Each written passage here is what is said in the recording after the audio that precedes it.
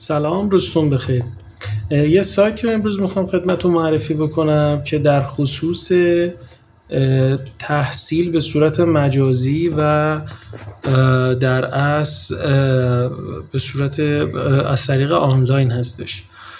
این سایت به تمام دانشگاه‌های دنیا وصله و همه دانشگاه‌های دنیا توش کورس‌های مختلفی رو میذارن و تمام این کورس ها به صورت رایگان هست. شما میتونین کورس ها رو شرکت بکنین و از جزوات از آموزش های آنلاینش برخوردار بشین و حتی جلساتی رو که جا موندین، یعنی امکان داره کورسی شروع شده باشه و جلساتش رو شما شرکت نکرده باشین، میتونین برین از قسمت آرشیوش و درس های گفته شده و جزوه ها رو دانلود بکنید و استفاده بکنید. خدمت شما عرض شود که این سایت یه بخشی داره، بخش ریجستریشنشه که سمت راست بالاست. اونجا وقتی ریجستر شدین گزینه ساین رو که بزنین میتونین وارد بشین و وارد این سایت که بشین، توی این سایت انواع و اقسام دانشگاه‌های مختلف رو گذاشته و تمام کورس‌هایی که ارائه میکنن و به بخش‌های مختلفی تقسیم میشه.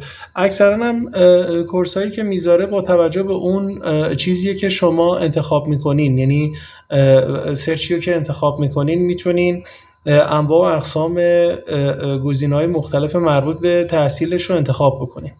و حالا من برای مثال یه برنامه نویسی رو انتخاب کردم و حالا کورساش که اینجا هست. حالا مثلا برای مثال من کامپیوتر پروگرامینگ رو انتخاب میکنم.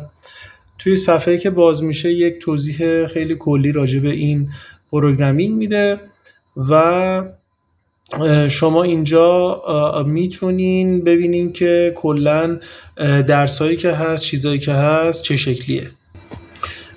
بعد از اینکه این صفحه باز شد، توی قسمت پایین صفحه یه جا نوشته بروز آنلاین کامپیوتر پروگرامینگ کورس. شما اینجا یه گزینه‌ای دارین که وقتی روش میرین به صورت فعال در میاد به اسم Explore All Course. اینو که شما بزنین، صفحه بعدی که برای شما باز میشه صفحه‌ایه که در اصل حالا درسایی رو که میخوان ارائه بدن رو اینجا باز میکنن. خب اینجا شما یه سری حالا گزینه دارین، میتونین انتخاب بکنین. من این درستش بکنم که کامل مشخص بشه. بله، شما اینجا یه سری گزینه دارین که با باز کردنش و بستنش میتونین انتخاب بکنین که چه چیزی داره. حالا اینترنت مشکل داشت، الان درست شد. شما میتونین اینجا مشخص بکنین که توی چه چیزی میخواین، برای چه موضوعی میخواین، چه لولی رو دارین، چه زبانی رو میخواین، چه چیزی رو میخواین استفاده بکنین و اینجا برای شما یه سری در اصل دیتا میاره که درساییه که ارائه میشود و یا ارائه شده و همچنان در سایت باقی است. به فرض مثلا ما پروگرامینگ، حالا سی پروگرام یا حالا اصلا خیلی اهمیتی نداره، من فقط یکی از اینا رو باز میکنم که شما متوجه بشین. How to learn online EDX، اصلا چجوری ببینیم از خود همین سایت میشه استفاده کرد. اینو باز میکنین. توی این سایت، توی این قسمت از صفحه به شما میگه که اولا چقدر این کورس برگزار میشه، در هفته چقدر برگزار میشه، از نظر عددی چقدر هزینهش میشه که معمولا ارائه درس ها هزینه ای نداره، یعنی شما میتونید درس ها رو به صورت رایگان استفاده بکنین از کلاساش، ولی برای اینکه مدرک اون کلاس رو بگیرین باید برید و حالا اون جایی که تعیین میکنن امتحان بدین و مدرک اون کلاس رو به شما میدن که میتونید استفاده بکنید ازش. حالا برای جاهای بین المللی هم قابل قبول هست.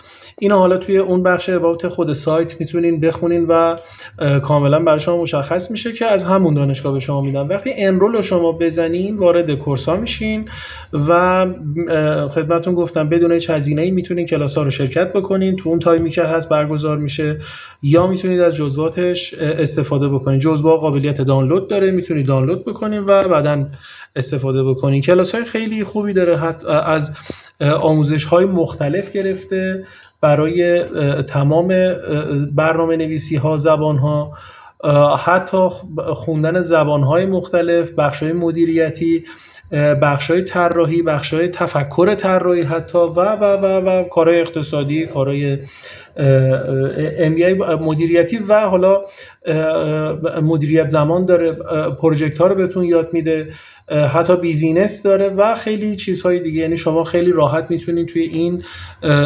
سیستم تحصیل بکنید و اطلاعات کسب بکنید و از طریق این سایت میتونید حتی با دادن امتحان مدرک‌های معتبر دانشگاه‌های خارجی رو هم دریافت بکنیم و استفاده بکنین ازش. این سایت هم فیلتر نیست، خیلی راحت بدون فیلتر شکن میشه ازش استفاده کرد و آرزوی موفقیت برای همتون دارم.